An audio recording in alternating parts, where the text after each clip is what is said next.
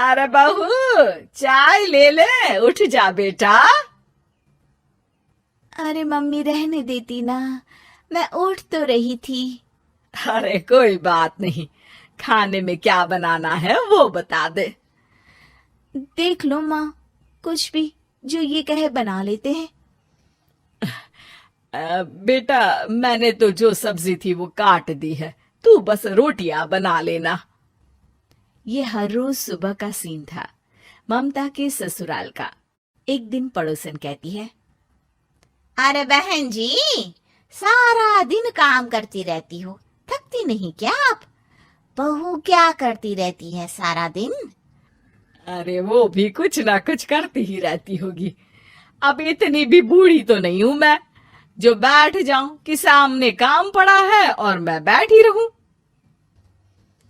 अरे लेकिन बहू की तो आदत खराब हो जाएगी जब सारा काम आप ही कर दोगी। अरे ठीक है ना, कम उम्र में हमारी भी शादी हुई थी। अब आजकल के पढ़ने लिखने वाले बच्चों को सारी जिम्मेदारी लेने में भी तो वक्त लगता है। बहू है तो क्या हुआ, मेरी बेटी की उम्र की ही है ना। एक उसे भी देख लो, चाय बनाने के सिवा आता ही क्या है। ममता से सारी बात करती है। हाँ मम्मी जी ही ज्यादा काम करती हैं, इसमें कोई दो राय नहीं है। लेकिन मैं भी क्या करूं, ऑफिस और घर के बीच जो वक्त मिलता है उसी में काम कर लेते हैं, है ना? दिन बीत रहे थे। सास बहू के बीच की बॉन्डिंग अच्छी थी, लेकिन जब बहू माँ बनती है तो जो थोड़ा बहुत काम किया करती थी वो भी छोड़ देती है। बहू, ये ले तेरे लिए बनाया है, इसको खाने से बच्चा और तू दोनों स्वस्थ रहेंगे। ठीक है माँ जी। माँ जी, वो बच्चे के लिए गद्दे जो सूख रहे हैं ना छत पर, जरा ले आइए ना। तभी वहां पति आ जाता है। अरे माँ रुको, मैं ले आता हूँ, तुम मेरा खाना लगा दो। माँ किचन में चली जाती है। पता है, बगल वाली डॉली है ना, वो लोग हमारी साइड के हैं। उसकी सास ने तो उसकी हड्डियों को मजबूत करने वाले लड्डू बनाए हैं। उसे भी बच्चा हुआ है ना। पता नहीं मम्मी जी क्या पानी सा उबाल कर दे देती है, मैं तो बस वही खा लेती हूँ। अरे तो तुम्हारे साइड बनता है तो तुम अपनी माँ से बोल दो, वो बना देंगी। आहा, माँ की तबीयत ठीक नहीं रहती, तुम जानती हो ना, कैसे बनाएंगी वो? अरे क्या हो गया सासू माँ को? कल तक तो फेसबुक में किटी की फोटो डाल रही थी। अच्छा अच्छा चुप रहिए। डॉली की सास ने मनाया है, तुम लोगों का भी तो फर्ज बनता है। तभी वहां सास आ जाती है। ये ले बहू, गर्म पानी की बोतल, गर्म पानी पीने से पेट अंदर हो जाएगा। नहीं नहीं माँ जी, गर्म पानी पीने से प्यास नहीं बुझती। अरे पी लेना बेटा। वो बगल वाली डॉली को तो जानती है ना, जो तुम लोगों के साइड की है। तेरे साथ ही उसका भी बच्चा हुआ था। बेचारे का कोई ख्याल रखने वाला नहीं, सारा काम करती है और रात में बस एक लड्डू खाकर सो जाती है। पेट तो लटक ही गया है और बच्चा तो कितना कमजोर सा है उसका। अच्छा माँ, क्या बात है, डॉली की ये हाल है? क्यों मैडम, क्या कहना है आपका? अब पता है मुझे, किसी के पास मेरी सास की तरह सास थोड़ी ना है। नहीं नहीं बेटा, ऐसा नहीं है, मेरे लिए तो तुम सभी मेरे बच्चे जैसे ही हो।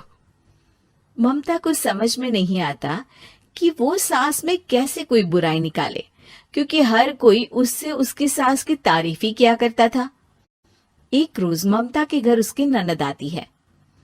अरे भाभी, मुन्नी को तो 6 महीने हो गए, आप अभी भी बेड पर हो। आ गई है आप? कैसी हैं बुआ? बच्चा होने के 6 महीने बाद आई हैं आप? भाभी, अमेरिका दूर है ना, तो वक्त लग जाता है। अब इनकी छुट्टी अभी थी तो सभी आ गए। वैसे माँ कहाँ है? थकी हारी सास बेटी को देखकर खुश हो जाती है। माँ, इस बार तेरा वीजा तैयार है, मेरे साथ चलने को तैयार रहना। हाँ हाँ बेटा, मैं तैयार हूँ। अरे ऐसे कैसे माँ? मैं कैसे मैनेज करूंगी? कैसे मतलब? जैसे मैंने किया अमेरिका में, आप इंडिया में कर लेना। वैसे आपका तो मायका भी पास ही में है ना? हाँ वो तो है, लेकिन माँ माँ के पास वक्त नहीं होता। ईश्वर भक्ति में उनका सारा समय चला जाता है। भाभी, बेटी परेशान हो तो माँ का ध्यान आरती में कैसे लग सकता है? समझ में नहीं आता। वैसे भी अब माँ को मैं अपने साथ ले जा रही हूँ। माँ को विदेश घूमने का शौक है ना।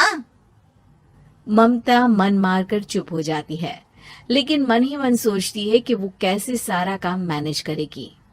पति का खाना, नाश्ता, मुन्ने को नहलाना धुलाना, फिर रात भर इसके लिए दूध तैयार करना। माँ तो सारा काम करती थी। हे भगवान, ना भाई ना। क्या हुआ भाभी? क्या सोचकर ना भी ना कर रही हो?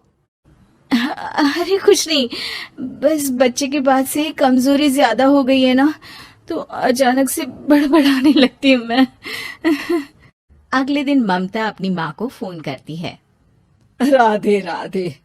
माँ मैं क्या करूं, मेरी सास तो अमेरिका जा रही है बेटी के पास। अब घर का सारा काम, बच्चा, सब कैसे मैनेज करूंगी।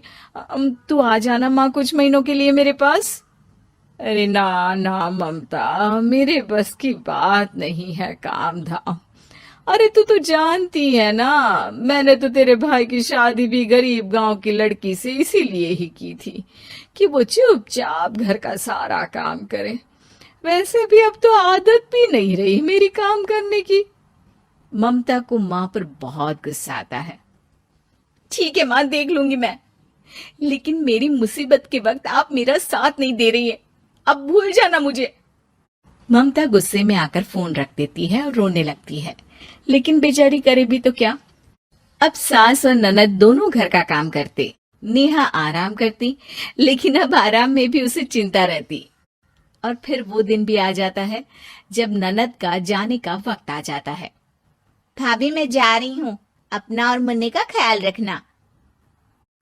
ममता सास को देखती है और गले लगकर रोने लगती है।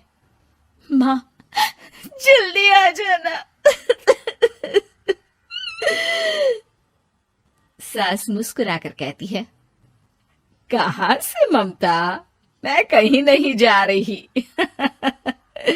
मैंने देखा कि मेरे जाने की बात से ही तू परेशान हो गई थी, इसीलिए मैंने अपना जाना कैंसिल कर दिया है। तू चिंता ना कर, मैं तेरे साथ ही रहूंगी। ममता को अपनी माँ की बात याद आती है कि कैसे उसके कहने पर भी ममता की परेशानी को समझने की बजाय उसने मना कर दिया, जबकि सास ने बिना कुछ कहे बहू की समस्या पढ़ ली। हाँ माँ, हम सब साथ चलेंगे बाद में दीदी के घर अमेरिका। आज से आप रानी बनकर रहना और मुन्ने को देखना। मैं समझ चुकी हूँ कि मेरा फर्ज क्या है।